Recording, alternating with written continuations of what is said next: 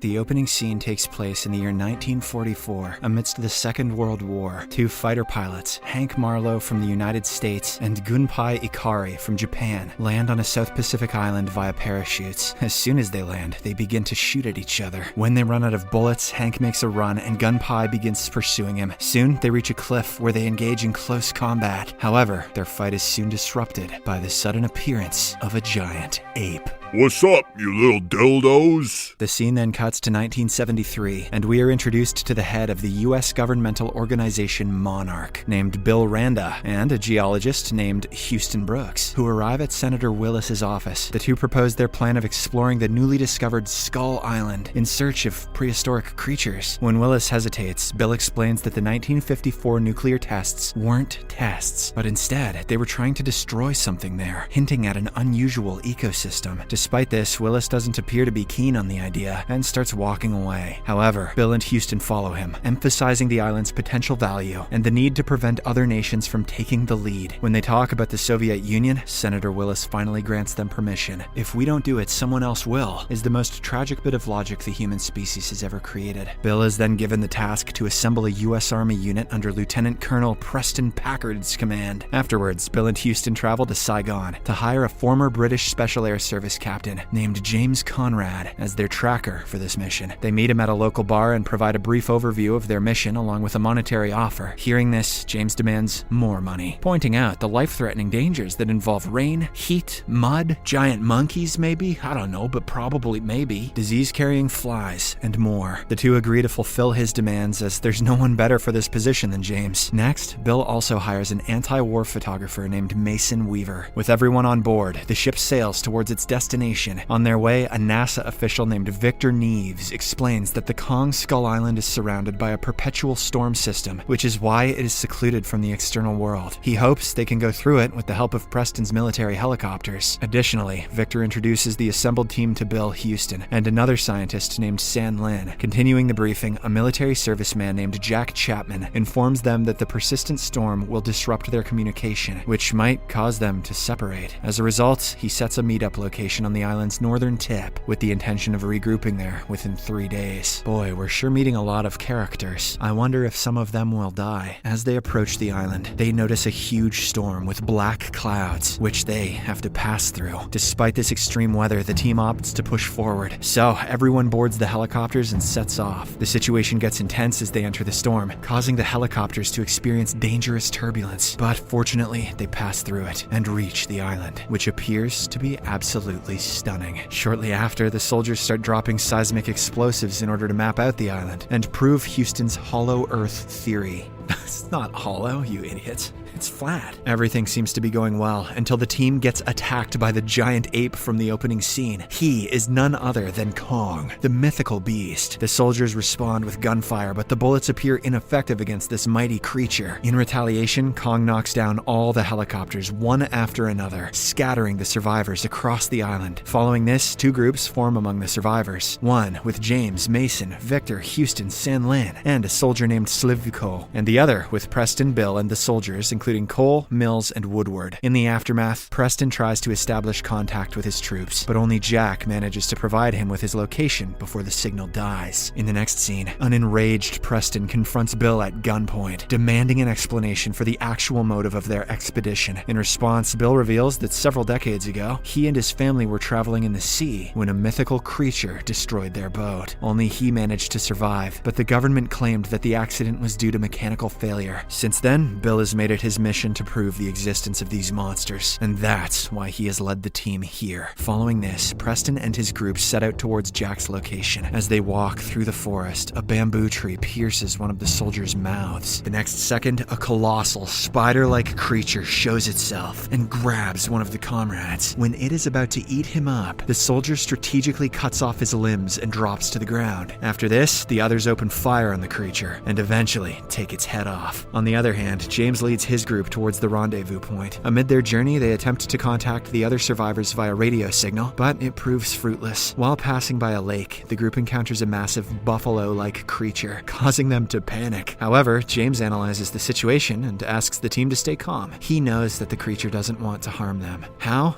I don't know. His intuition, though, turns out to be true. As the beast turns away and leaves, continuing their journey, the team comes across a place where they are cornered by the local Iwi natives, who bring out their weapons. Just before a fight ensues, Hank, who is still alive, shows up. He assures both parties that they aren't a threat to each other. After this, the natives invite the group to a secure settlement. Once there, Hank explains to the group that he's been here for the last 28 years and has learned a lot about the natives and the island. According to him, Kong is almost like a god to the island because he has been protecting them from predators, including a race of subterranean reptilian creatures called skull crawlers. They were the ones who killed his Japanese best friend, Gunpei. He goes on to say that Kong can easily handle the young skull crawlers, but the biggest one is dangerous as it even killed his family. He implies that if anything happens to Kong, the skull crawlers will dominate the island. After hearing all of this, James changes the subject. Let's talk about football, dude. You've been here for too long. And tells Hank that the rescue team will arrive in the northern part of the island within 3 days. Hank, however, believes that it's impossible for them to reach the north in such a short time. Following this, he leads the group to a boat made by him and Gunpei prior to the latter's passing. Since the boat needs some more refinement, they opt to complete its construction so that it can take them to the northern side in their desired time. The team members initiate work on the boat, except for Mason, who engages with the natives. Later on, Mason hears a sound coming from the other side of the wall. Upon checking, she finds a buffalo-like creature trapped beneath a crashed plane. She tries lifting it up to free the buffalo, but her strength isn't enough. At that moment, Kong suddenly shows up and tosses the plane aside, releasing the stuck creature. He then momentarily stares at Mason and then leaves, seemingly acknowledging her compassionate act, or at least her boobs. Elsewhere, Jack continues his attempt to communicate with the Colonel, but fails. He then sits on a big tree trunk to rest, but it moves, revealing that it's no tree, but a creature. Startled, Jack opens fire, forcing the creature to retreat. Unfortunately, the sound of the gunshots attracts a skull crawler, who finishes him off brutally. As night descends, Jamie's group continues their efforts on the boat. Amidst this, Mason tries to click some pictures of northern light, but her flashlight seems to be damaged. When James sees her struggling, he offers her his lighter, a memento from his father. He carried it in his ass for 10 years. By the following morning, the boat is finally ready to go. Hank retrieves Gunpei's sword from his grave, bids farewell to the natives, and they all ride down the river. While sailing, Hank opens up to the group about his family, expressing his dream to reunite with them. A short while later, they regain their radio signal and are able to hear Preston's voice. They ask the Colonel to shoot a flare gun, pinpointing their location. Spotting the flare's illumination, the group steers their boat towards the source excitedly. However, their happiness is short-lived when Victor is suddenly taken away and torn apart by a horde of carnivorous birds. The sight is heartbreaking, but despite this, the group decides to continue their journey toward the remaining team members. After a while, they get off the boat and walk into the woods where they regroup with Preston. With this reunion, James proposes that everyone board the boat to leave for the northern side. However, the Colonel refuses and insists on searching for Jack on the west side. Hank rejects the idea because the west side is where the skull crawlers live, but the Colonel says the west side is where Tupac lives. But James reluctantly agrees, saying he was brought here as a tracker. He puts forward one condition though, that they have to return back before nightfall. In the next scene, Hank leads the group into a forbidden zone, which is a former battleground between Kong's ancestors and the skull crawlers. Despite Hank's objection, Preston orders them to cross it. As they move through, a sudden onslaught from a skull crawler compels them to take cover behind the giant bones. The skull crawler comes near those bones and vomits a skull with Jack's tag on it. Once the area grows silent, the group ventures forward, believing that the creature has departed. However, their assumption is proven wrong when it returns and eats Bill up. In retaliation, the group unleashes a barrage of gunfire, but the bullets are incapable of causing much damage to the formidable creature. As a result, the soldiers use machine guns and flamethrowers against it. To make the situation even worse, they're also attacked by a wave of carnivorous birds. In the midst of this commotion, Slivko is hit by the skull crawler, causing the toxic gas canisters in his possession to detonate. Hank, after killing several birds, passes the sword to James, who then goes to rescue Slivko, taking out all the birds on his way. He manages to get Slivko, but the skull crawler shows up in front of them just when it appears that they're going to be killed. Mason throws James's lighter inside the creature, blowing it up. In the aftermath, Preston still urges them to continue their search. In response, James brings out Jack's tag, disclosing that